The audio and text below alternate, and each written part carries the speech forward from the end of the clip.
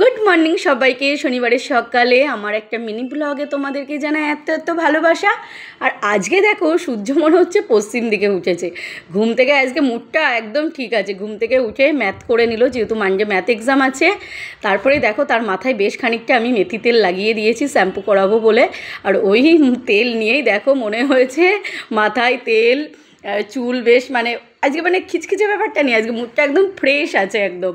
তো দেখো গান চালিয়ে বহে নন্দলাল, ওই নাচটা ম্যাম আগের দিন ওদের তোলাচ্ছিল, তো সেটাই প্র্যাকটিস করছে, তার সাথে মিস ক্যালকাটা। তো আমি আবার ভাবলাম একটু ক্যামেরা বন্দি করি, ওকে পরে আমি এটা দেখাবো। তো দেখো পরে তোমাদের সাথে নাচটা শেয়ার করব। আর এইদিকে আমি ময়দা মেখে নিয়েছি, আজকে শনিবার, ভাবলাম ব্রেকফাস্টে একটু লুচি বানাই। জানে না আজকে ব্রেকফাস্টে কি হয়েছে, সারা ডান্স প্র্যাকটিস করছিল। সারা দেখ আজকে ব্রেকফাস্টে কি বানিয়েছি তোর জন্য।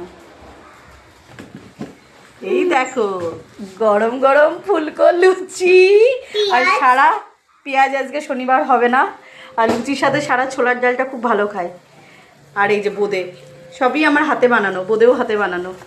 তো আজকে ব্রেকফাস্টটা কেমন। সারার মাথাটা দেখছো না, সারার মাথায় আমি তেল দিয়ে দিয়েছি ভালো করে। সারা সপ্তাহ তো ভালো করে তেল দিয়ে শ্যাম্পু করা হয় না, ওই জন্য আজকে তেল দিয়ে দিয়েছি, শ্যাম্পু করাবো সারাকে। তেল দিয়ে এই যে চুল গুটিয়ে দিয়েছি। টেস্টি হয়েছে তো খেয়ে নাও, পছন্দ ব্রেকফাস্টটা।